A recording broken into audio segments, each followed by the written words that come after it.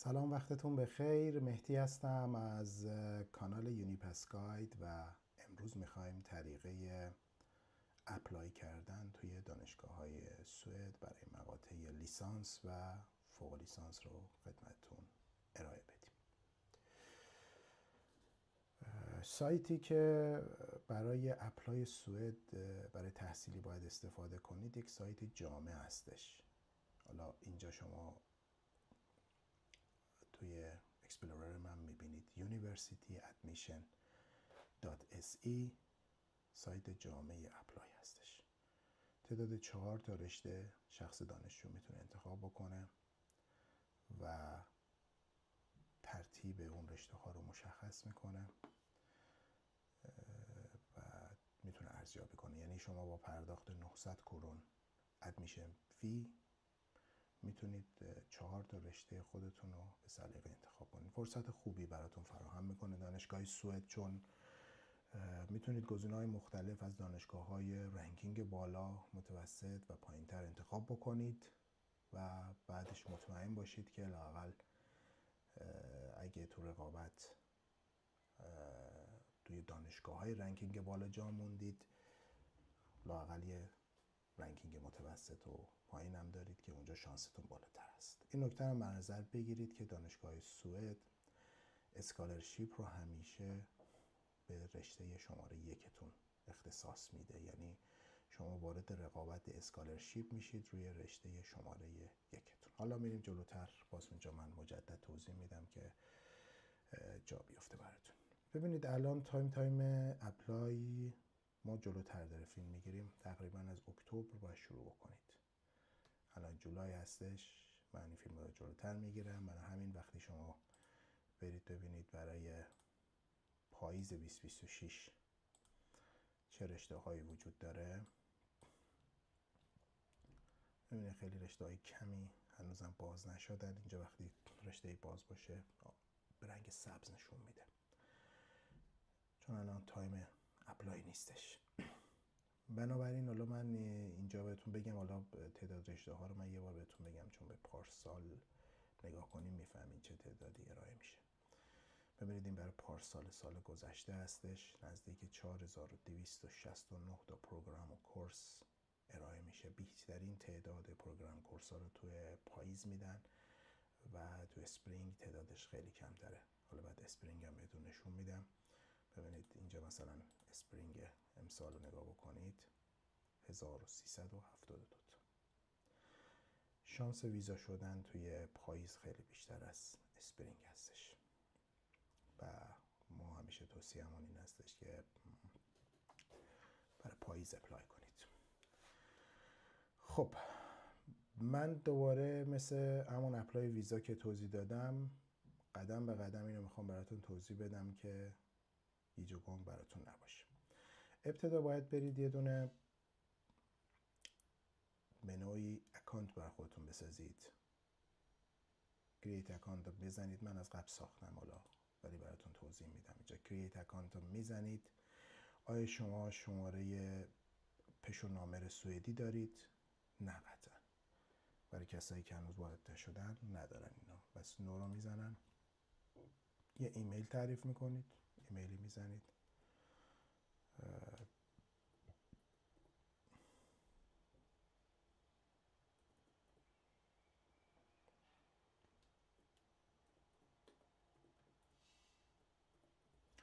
یه پسوردی تعریف میکنید و البته خب ایمیل من قبلا بوده اونجا و بذار من یه ایمیل دیگه ای تعریف بکنم. حالا یه 1 بزنیم، این که تشخیص نمیده. حالا درست شد. خب برای پسوردتون هم اون حالت هایی که حروف و بزرگ و علامت و اینا باشه باید داخلش باشه تا سکیوریتی داشته باشه. من ربات نیستم. انتخاب میکنید، یه کدی میره به ایمیلتون باید بزنید و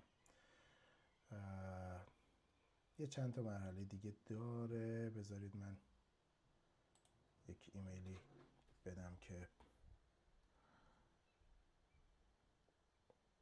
درست درست‌تر در بیادش. خب بذار ایمیل خودمون رو بزنیم، یعنی پس guide @gmail unipasguide@gmail. اوکی، اصلا با همین ایمیل میریم ادامه میدیم. بعد خب یه کد 4 رقمی براتون میاد، اونو وارد میکنید، next، و اینجا دیگه شما شماره اسم و فامیلتون رو میزنید.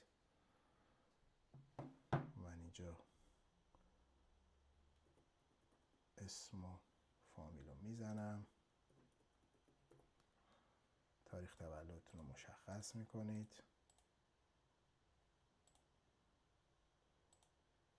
جنسیت، یه شماره ایرانی تعریف میکنید، آدرستون رو میدید و کانتری ایران انتخاب میکنید، شهرتون هم میزنید. تمام. نکستو که بزنید اکانت براتون درست میشه.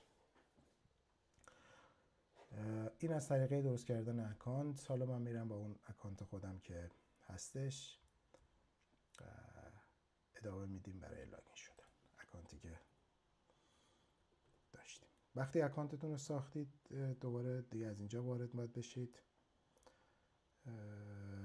gmail.com و پسوردتون رو بزنید و لاگین میشید. میاد روی صفحه شما تعریف میکنید. خب میریم ما از اینجا باید پروگراممون رو انتخاب کنیم. من به طور فرضی فوق لیسانس در نظر میگیرم، چون بیشترین اپلای کننده ها فوق لیسانس هم، ولی لیسانسش هم کاملا مشابه همینه.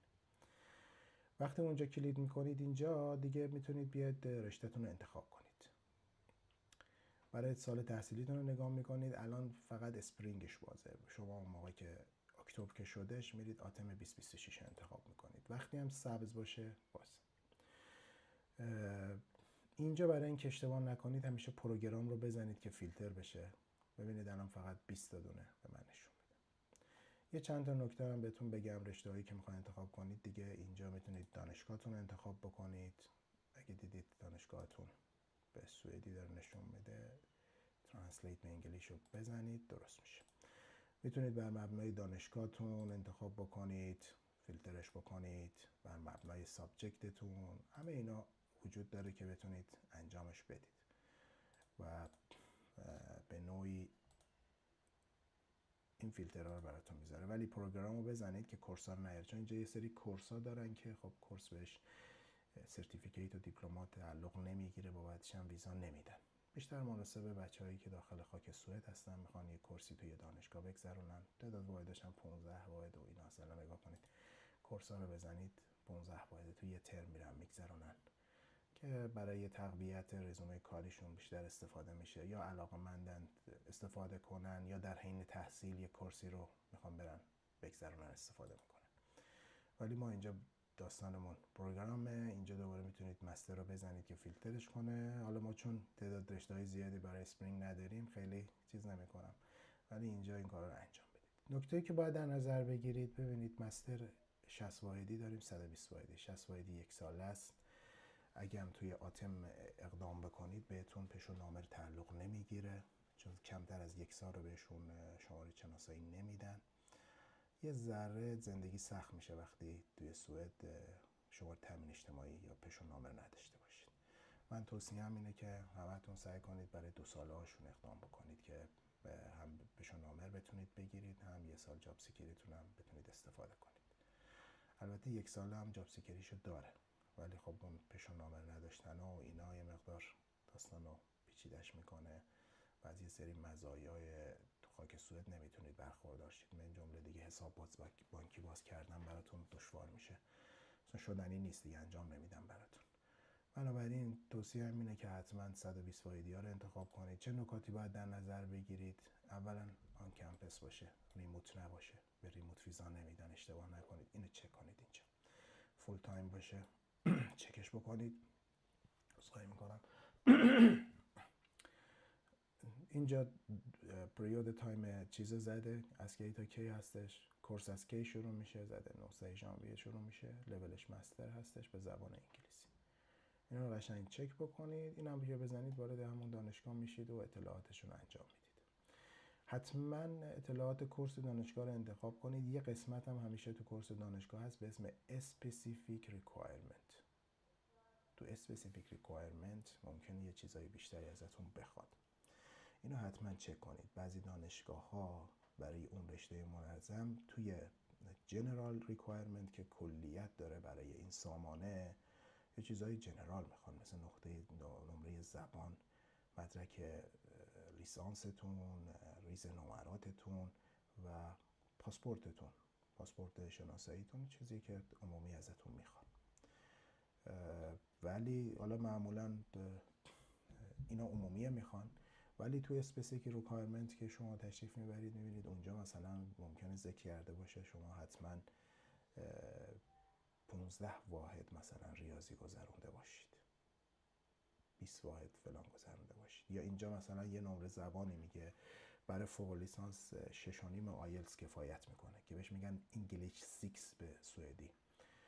اینجا دو تا لول داره، انگلیش 6 و انگلیش 7. حالا تو ریکوایرمنت های زبان بهتون میگم. انگلیش 6 برای اکثرا کفایت میکنه. شما اسپسیفیک ریکوایرمنت دانشگاه رو میرید میخونید، شاید اونجا بیشتر خواسته باشه. پس بنابراین هر رشته‌ای که انتخاب میکنید تو سایتش برید و اسپسیفیک ریکوایرمنتش رو بخونید. این هم از نکات خیلی مهمه. اینجا شما میدونید، نگاه کنید، این دپازیت اولیه‌ای که شما پرداخت میکنید، این مبلغ رو باید قبل از ویزا دپازیت کرده باشید، پرداخت کرده باشید به دانشگاه تایید بده، بعد اقدام به ویزا کنید. برای بعضی دانشگاه‌ها 2 ترم ممکنه باشه و الان اینجا میبینید 300,000 تا 1/4 باید بشه 75. معمولا 1 ترمه. بله، ولی بعضی دانشگاه 2 ترم میگیرن. اینو دقت بکنید. بعضیا رو حساب کتاب‌های مالیشون ممکنه آمادگی پرداخت 2 ترم قبل از ویزا نداشته باشن. این کلیت ماجرا بود که شما حالا سلکت میکنید و مثلا 4 تا میتونید سلکشن کنید. من حالا 2 تاشو انتخاب میکنم، بقیهش که کارمون زودتر پیش بره 2 تا رو انتخاب میکنم، ولی شما تا 4 تا جا داره انتخاب کنید. وقتی سلکت کردید بیاید وارد اینجا میشید، نگاه میکنید، میگید خب اپلیکیشن رو استارت میکنم. اپلیکیشنتون رو که استارت کنید رشتهتون رو آورده اینجا و نگاه میکنید. اگه اوکی بود ادامه میدید. ببینم اینجا من دوبار چرا آوردین این اپلیکیشن رو، بذار من دلیتش کنم. دیتا ساینس، یه دونش پاک کردم. حالا انتخابش که کردید کانتینیو رو میزنید، میره جلوتر. کشورتون رو باید انتخاب کنید. اینجا ایران رو انتخاب میکنیم یا هر کشوری که کوالیفیکیشن لیسانستون از اونجا بوده. If your qualification from more than one country یا توضیح میده. آیا من از پرداخت اپلیکیشن استثنا هستم؟ ایرانیان نیستن، از این گزینه شاملمون نمیشه. الان دیگه اپلیکیشن سابمیت میشه. این اپلیکیشن سابمیت شد. بعد اینجا تشریف میارید توی شمفیتون رو پرداخت میکنید، با ویزا کارت رو میزنید و مبلغ 900 کرون باید پرداخت بشه. اگه خودتون کارت ندارید که از این ویزا کارت و شریف کارت و اینا که داخل هستش یوزر پستون رو بگید، اونا براتون پرداخت میکنه، یا به اقوامتون تو خارج بگید براتون پرداخت میکنن. برگردیم روی اپلیکیشن خودمون که حالا ما اینجا یه رشته رو انتخاب کردیم، میتونستیم 4 تا انتخاب کنیم، یه دونه انتخاب کردیم. حالا مسئله بعدیش داکیومنتاتون میشه که باید بذارید. میایید اینجا داکیومنت رو انتخاب میکنید. حالا ما قبلا یه سری داکیومنت گذاشتیم. ببینید داکیومنتی که اینجا بذارید دیگه نمیتونید چنج بکنید، دیگه نمیتونید تغییرش بدید. حالا من قبلا یه سری گذاشتم، ببینید همش اینجا هستش و این قابل تغییر نیستش. دقت بکنید که داکیومنت درست رو بذارید. داکیومنت چی رو میخواد اینجا؟ ولید پاسپورت، داکیومنت شناساییتون رو میخواد. صفحه اول و صفحه اول دوم که به هم چسبیده توی پاسپورت ما رو با اسکن بکنید یا با کم اسکنر رو گوشیتون اسکن کرده باشید. مشکل نداره، جواب میده با کم اسکنر اینا انجام بدید چیزه، ولی کیفیت داشته باشه، واضح باشه، بتونن بخونن. میان فایلتون رو انتخاب میکنید و مثلا من حالا اینو به عنوان پاسپورت هم میذارم اینجا. میگه چه داکیومنتی رو اپلای کردید، فرستادید، یه اسم درست براش تعریف کنید. من میگم پاسپورت حسن حسامی. نکست. میگه اوکیه. آیا میخواید اضافه کنید؟ معمولا اینجا نیازی نداره. سابمیت داکیومنت، سابمیت وان داکیومنت. داکیومنت چیزاتون میزنید، برمیگردید به اپلیکیشنتون و اینجا دیگه حالا همونی که من فرستادم پاسپورت حسن حسامی اینجا سابمیت شد. میگم اینجا هر چی بزنید اینجا میمونه، باقی میمونه. بس اینجا رو دقت کنید که آپلود درستی داشته باشید، گیج کننده نشه براشون. دو سه بار غلط نزنید که آخر ندونم مدرک شناساییتون کدوم هستش.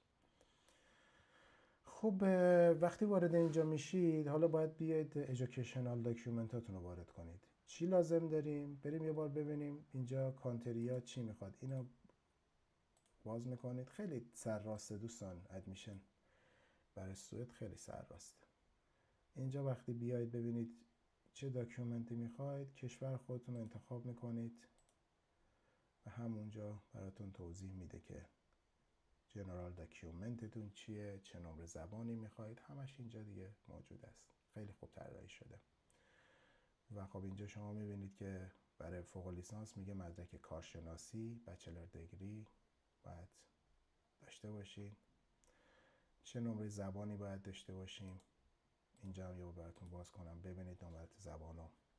نمره زبانی که میخوادش این قسمت رو باید باز کنید. تستا رو ببینید. این چیزی که شامل ما میشه انگلیش 7 یا 6 اونجا مشخص میکنه. برای فوق لیسانس 6 کفایت میکنه، آیلتس 6.5، هر اسکیل 5.5 کفایت میکنه. دیگه چه مدرک زبانهایی قبول دارن؟ تافل آی بی تی قبول دارن. بعد کمبریج مدرک زبانش رو قبول دارن. این خب سخته، کسی نمیره دنبال این مدرک ها. پی تی هم که مدرکیه که میگیرن بچه‌ای که خیلی بعضی از اسکیل ها مشکل دارن تو آیلتس، پی تی گرفتنشون راحت تره. یه ذره هزینه بر میشه تا ترکیه و اونجا برن انجامش بدن، ولی بدونید که پی تی هم مورد قبولشون هست. کمبریج انگلیش کوالیفیکیشن هم که به نوعی اون ESOL هستش، اینا رو هم قبول دارن و اینجا کامل اینا رو میبینید. خب جنرال داکیومنت هایی که لازم داره میگه سرتیفیکت یا دیپلم‌ها، یه مدرکی که گرفتید. بچه دیپلم نیست. این اشتباهی که خیلی انجام میدن. دیپلم یعنی مدرک. هر جا بعضیا میان مدرک دیپلمشون هم میذارن اینجا، میگن چرا؟ میگن گفته دیپلم. نه، دیپلم یعنی مدرک. یعنی که ما تو ایران داریم دیپلمای بهش میگیم دیپلم، در حقیقت به زبان اینا میشه های اسکول دیپلما یا های اسکول سرتیفیکیت. بنابراین اگه دیپلما گفتم فکر نکن، دیپلما یعنی مدرک، دانشنامه به اصطلاح خودمون که میشه میگیرید.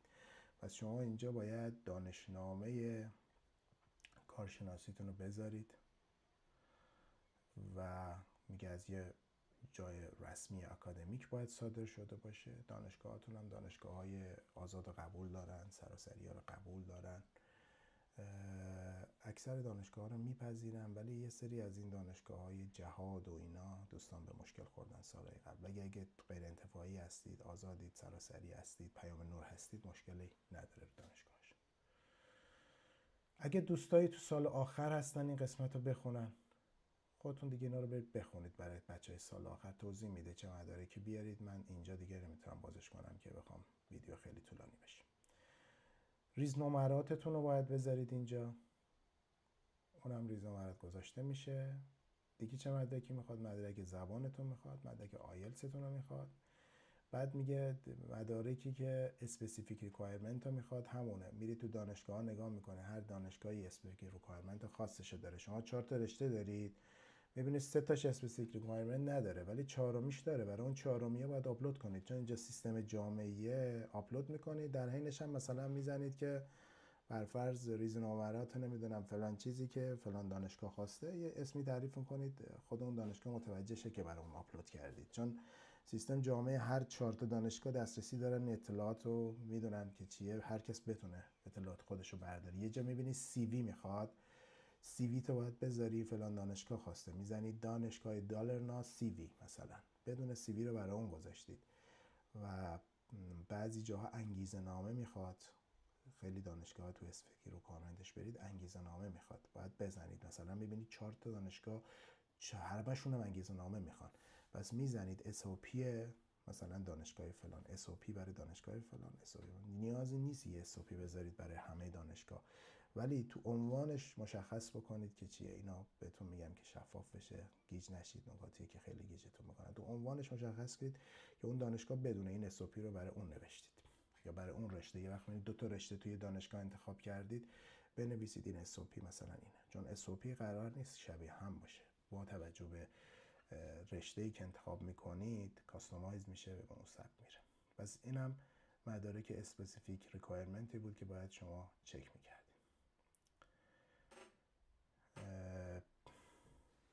اینم که گفته پاسپورت ما هم اول مدرک چیز گذاشتیم دیگه، مدرک چیز داریم. حالا چه خاصیتی باید ترنسلیشن ها داشته باشن؟ دوستان ترنسلیشن هاتون رو میبینید اینجا، مهر دادگستری بخوره کفایت میکنه دیگه، نیازی هم نیست حالا برید حتما مهر وزارت خارجه هم بزنید. زدیدم زدید چون کاری کردید. چجوری ترجمهش کنن؟ ببینید اینجا دیپلم‌ها و چیزو جداگونه ترجمه کنید بهتره. یعنی به خود مترجم بگید دانشنامه رو جدا ترجمه کنه، ترانسکریپت هم یکی، با هم بذارید، خیلی مهم نیست. ولی چون آپلود جداگونه میکنیم، دانشنامه و ترانسکریپت جدا ترجمه داشته باشید که یه مهر وزارت خارجه انتهاش خورده باشه. نه اصلا میگم دادگستری قطعا باید بزنید، وزارت خارجه دیگه آپشنال، دوست دارید بزنید یا نزنید، اونو باید انجام بدید. بدونیدم که ترجمه رسمی که بخواد مهر دادگستری بخوره، حتما شما باید دانشنامه‌تون رو گرفته باشید و ریزنمرات نمیتونه ببرید مهر بخوره. مهر مترجم میخوره ولی ببینید اینجا کفایت نمیکنه. اینجا توضیحات ترجمه هم داده. نکته بعدی هم اینه که دوستان تمام مدارک اصل اورجینالتون هم باید آپلود کنید. ببینید تو ترجمه‌تون اسکنش تش میزنه، این براشون کفایت نمیکنه. اورجینال ها هم باید داکیومنت بشه. مثلا بچلر دیپلوما اورجینالش رو بذارید اسلش اورجینال، بچلر دیپلوما ترنسلیتد ترجمه شده بذارید، ترانسکریپت اصلش رو بذارید اورجینال ترجمه شده. اینا رو بذارید. سالهای قبل ایراد گرفتن و دوباره تو مدارک تکمیلی ازتون میخواد، همین اول اورجینالش رو بذارید. اینجا هم ازتون خواسته که بنویسید. چیزی هم که مهمه تو تمام مدرکتون دقت کنید، اسمتون و تاریخ تولدتون یکی باشه. گاهن پیش میادش که مترجما حواسشون نیست. پیش اومده من خودم به مشکلم خوردم، مترجمه تاریخ تولد اشتباه زده بود. تاریخ تولدت نخوره با مدارک پاسپورتت، اونو قبول نمیکنن ازتون. و این اشتباهات چیزا رو حواستون باشه که داشته باشه. این تاریخ تولد میلادی با اون چیزا درستاوی بخوره، یعنی درست در اومده باشه. این هم اون مدارکی بود که توضیحاتش اینجا کامل داده و اینجا دیگه میان آپلود میکنید. حالا من اینجا نمونهش بگیرم. مثلا شما اینجا من میزنم بچلر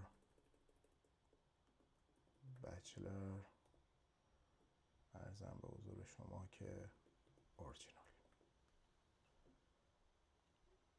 نکست دیگه. میام دوباره مدرک انتخاب میکنم، بچلر ترنسلیتد، نکست. همینجور الا ماشاءالله همه رو که میزنید دیگه داکیومنتتون رو سابمیت میکنید و به اپلیکیشن برمیگردید و اینو تمام مدارکتون هم سابمیت شده. اپلیکیشن فیتون هم که پرداخت کرده باشید و اینجا بیان پرداخت میکنید و تمام میشه. کل پروسه ادمیشن سایت سوئد این بود. ددلاین ها رو توی سایت همین سایت زده، برید ددلاین ها رو در بیارید. تا کی هستش؟ تا 15 ژانویه هستش معمولا. هر سال رو چک بکنید یه وقت تغییر نکرده باشه. صرفا به این ویدیو من بسنده نکنید، ددلاین ها رو برید نگاه بکنید چه تاریخی هستش. معمولا 15 ژانویه تا آخر فوریه مدارک رو بررسی میکنن. اگه مدارک تکمیلی خواستن بهتون میدن، انجامش میدید. آیا میشه بدون مدرک زبان اپلای کرد؟ نه، باید مدرک زبانتون رو داشته باشید. حالا میتونید نهایت ذره کشش بدید، اولش آپلود نکنید، آفیسر گیر بده که مدرک زبانت نیستش، بعد تو بگی تو مدرک تکمیلی بذاری برای بچه‌ای که به تأخیر میکنن. ولی دیگه تا 1 فوریه به بعد نمیشه کشش داد. بعضی کشورها اجازه میدن تا مؤخره، مثلا انگلیس به شما اجازه میده تا 2-3 ماه قبل از اینکه تحصیلت شروع بشه مدارک بذاری، ولی سوئد باید مدرک زبان آماده باشه. این یه توضیحات مختصری بود برای اپلای کردن برای دانشگاه سوئد. ویزاش هم که قبلا کامل توضیح دادم و گرفتم، چون اول اینجا رو با ویزا شروع کردیم گرفتنش، چون تایم ویزا بود. گفتیم به بچه‌ها کمک کنیم بتونن ویزاهاشون رو انجام بدن، ولی ترتیب درستش این بود که اول ادمیشن رو توضیح میدادیم، بعد میرفتیم سراغ ویزا. ولی خب ویزا هم توی کانالمون موجود هست و دوباره حالا با ویدیوهای جدیدی خدمتتون میرسیم. ممنون میشم که این ویدیو رو لایک کنید، کانالمون رو سابسکرایب کنید تا بتونیم ویدیوهای خوب بیشتری براتون تولید کنیم. ایام به کامتون باشه. ممنون از اینکه ویدیوهای ما رو تماشا کردید.